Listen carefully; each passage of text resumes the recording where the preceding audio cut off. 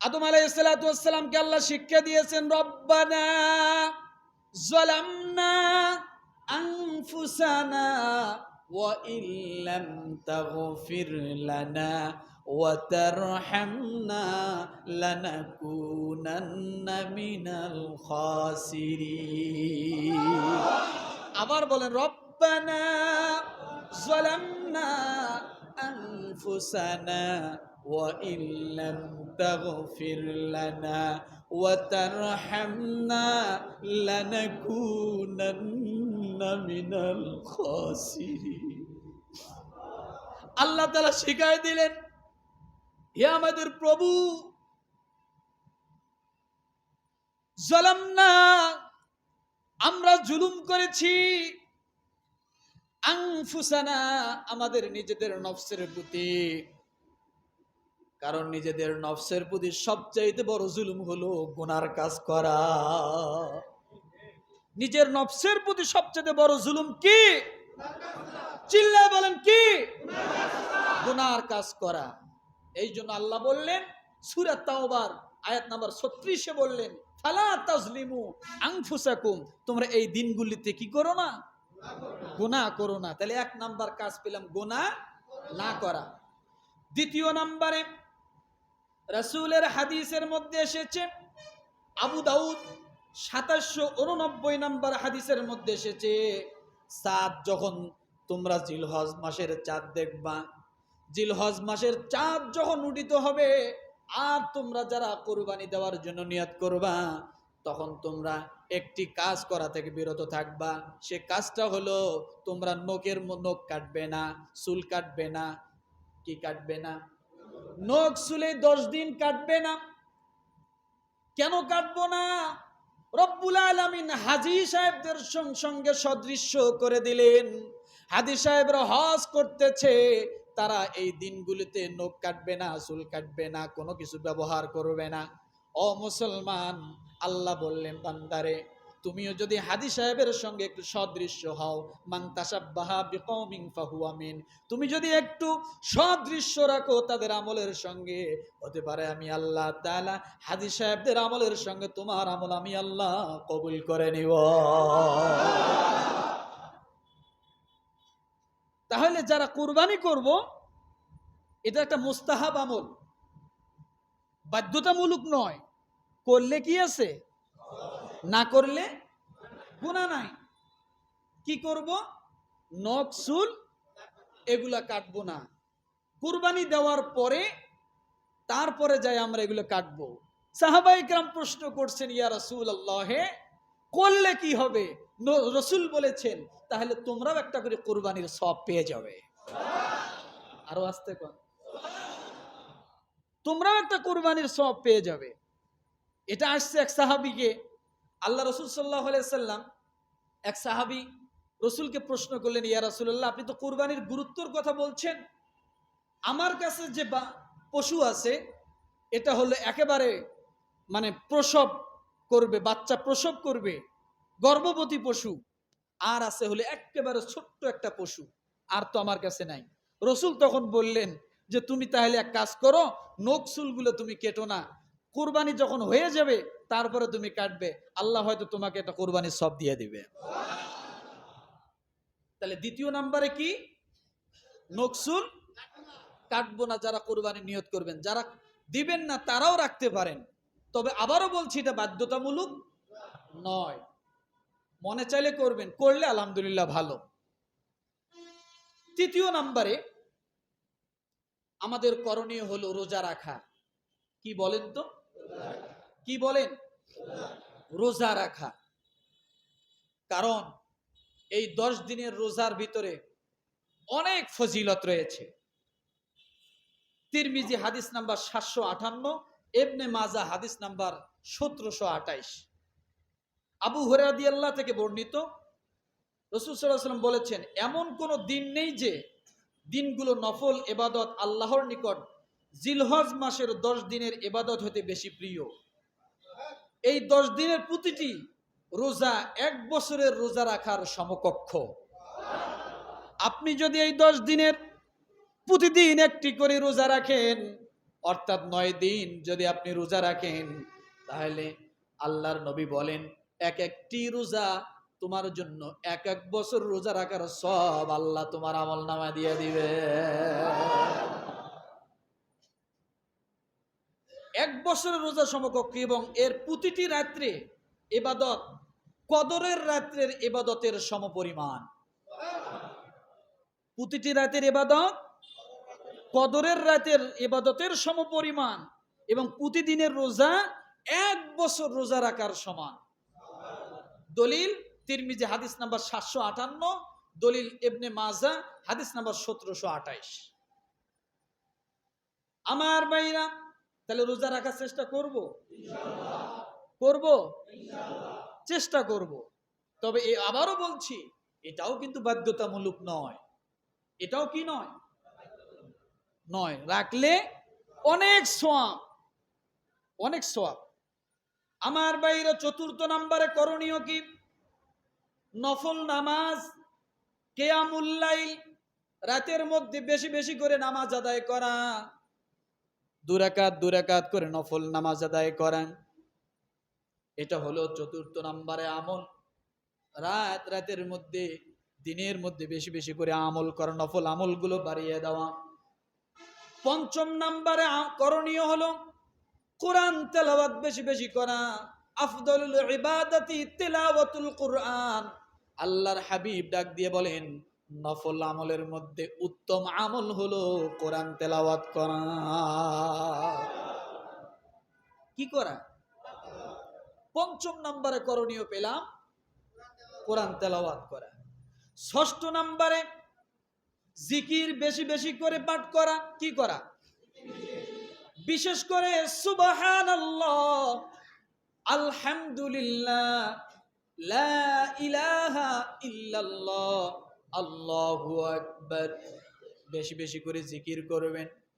প্রমাণ হলো রব্বুল আলামিন ডাক দিয়ে বলেন সূরাতুল হজ আয়াত নাম্বার 28, লিয়াশহাদু মানাফিআ লাহুম ওয়া ইয়াযকুরু ইসমাল্লাহি ফি আইয়ামিন মা'লুমাতিন আলা মা রাযাকাহুম মিন বাহিমাতিল আনআম। আরো জোরে, আরো জোরে।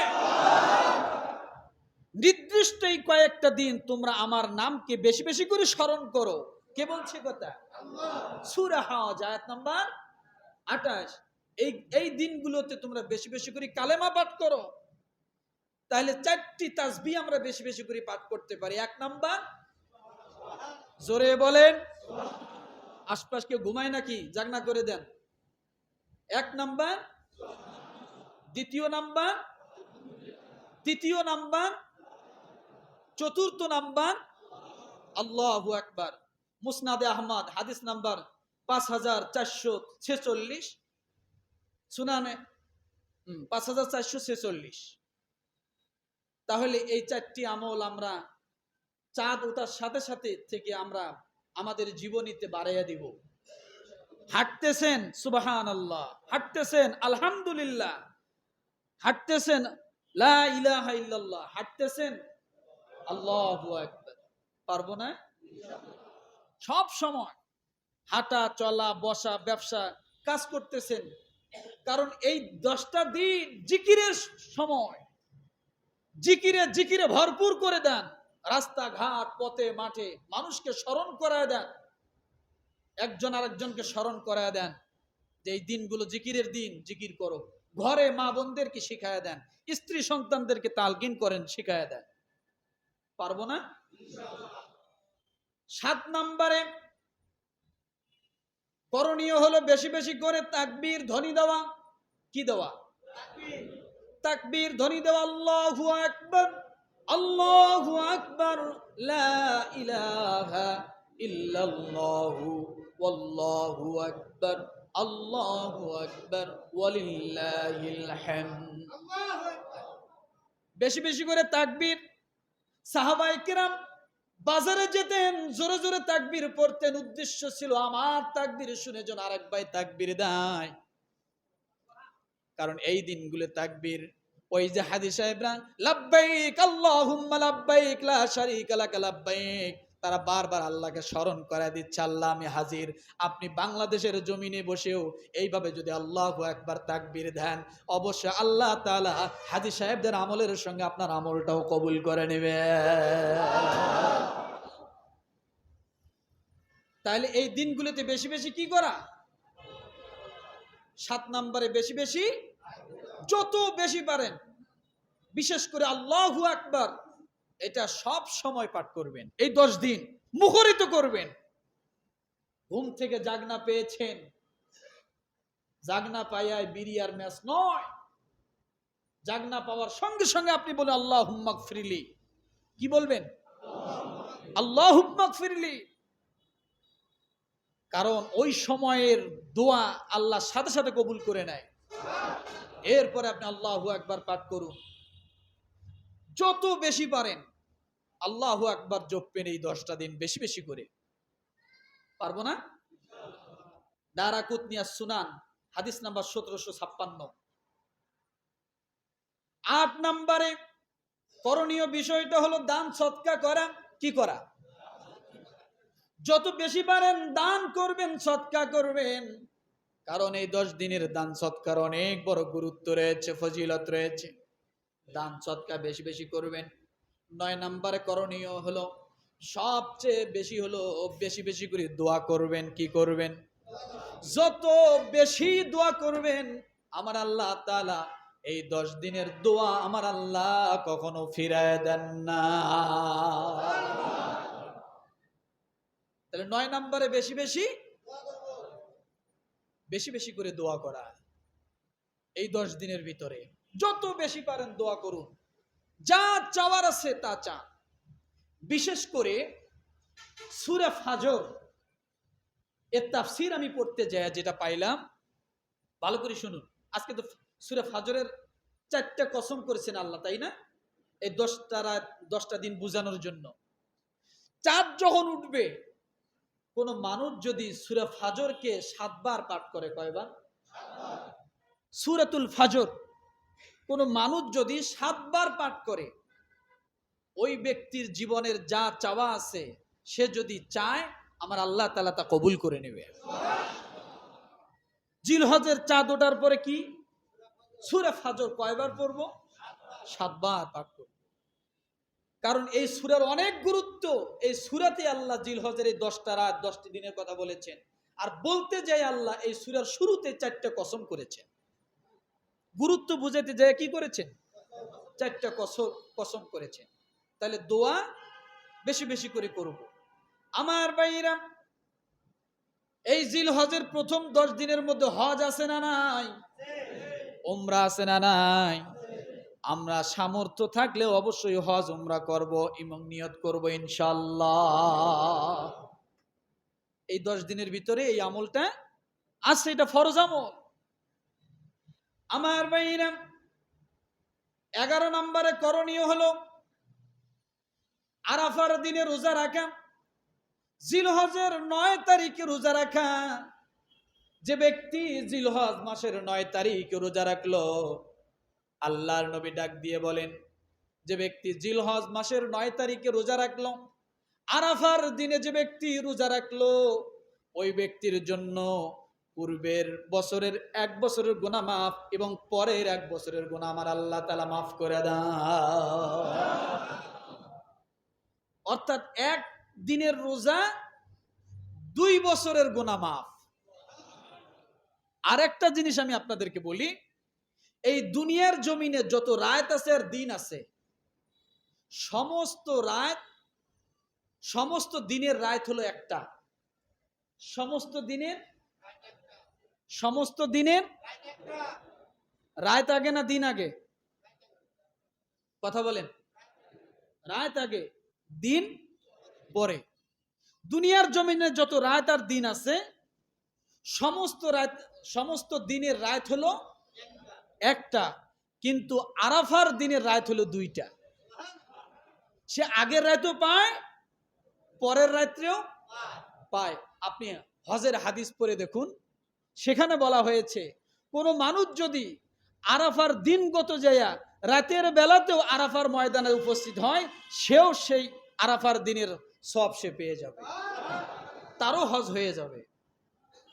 তাহলে দিন একটা, রাত রাত হলো দুইটা। এই একটি দিনের দুইটা রাত, সেটা হলো আরাফার দিনের। আমার ভাইরা, 12 নম্বরে আরাফার দিন যখন আসবে, কালেমা বেশি বেশি করে পাঠ করব। কি পাঠ করব? লা ইলাহা ইল্লাল্লাহু ওয়াহদাহু লা শারীকা লাহু লাহুল মুলকু ওয়া লাহুল হামদু ইউহয়ি ওয়া ইউমীতু বিয়াদিহিল খায়র ওয়া হুয়া আলা কুল্লি শাইইন কাদির। পারবো? মুসলিম শরীফ হাদিস নাম্বার 1162, তিরমিজি হাদিস নাম্বার 749, আবু দাউদ 2425।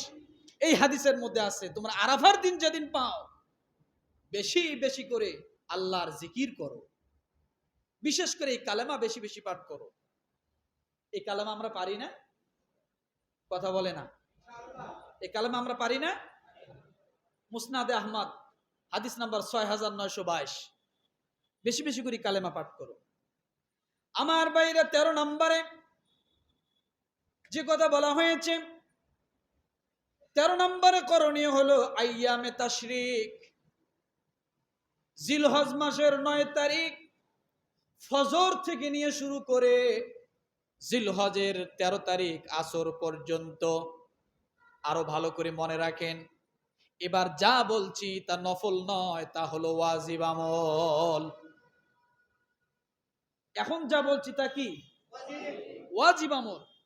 জিলহজ মাসের 9 তারিখ ফজর থেকে নিয়ে শুরু করে 13 তারিখ আসর পর্যন্ত মোট 23 ওয়াক্ত ফরজ নামাজের পরে নারী এবং পুরুষ সকলের জন্য আল্লাহু আকবার, আল্লাহু আকবার, লা ইলাহা ইল্লাল্লাহু ওয়াল্লাহু আকবার, আল্লাহু আকবার ওয়ালিল্লাহিল হামদ, এই বাক্য, এই তাকবীরে ধ্বনি দেওয়া প্রত্যেকের জন্য ওয়াজিব হয়ে যায়।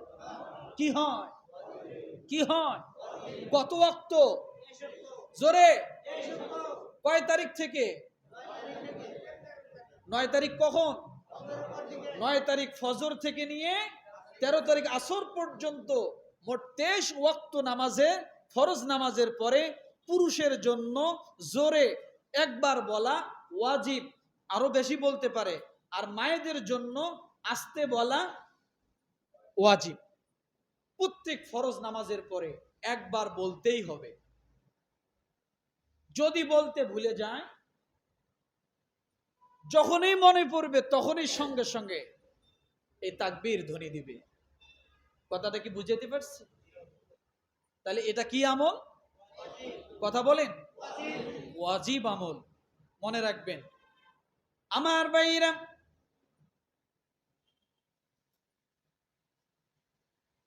আপনি যদি এই 10টা দিন আমলের মধ্যে জীবনীটা কাটাইতে পারেন, আর আপনি যদি এই 10টা দিনের ভিতরে রাতের বেলা আমল করতে পারেন, তাহলে এই 10 দিন আপনি আমল করলেন না, 800 বছর আমল করার সওয়াব আল্লাহ আপনার আমল নামায় দিয়া দিবে। কয়শো বছর? 800 বছর আমল করার সওয়াব। এবার বলবেন হুজুর কি আপনি দলিল দেন? দিব। 10 দিন মানে শুধু 10 দিন নয়, কয়শো বছর? 800 বছর আমল করার সওয়াব। দলিল তিরমিজি হাদিস নাম্বার 758। সেখানে কি বলা হয়েছে? এই 10 রাতের যে ব্যক্তি রাত্রে আমল করলো, সে ব্যক্তি শবে কদরের ন্যায় কি পাইল? সওয়াব পাইল। আচ্ছা বলেন তো, একটি রাত যদি কেউ শবে কদর পায়, তাহলে সে কত বছর আমলের সওয়াব পায়? কত বছর?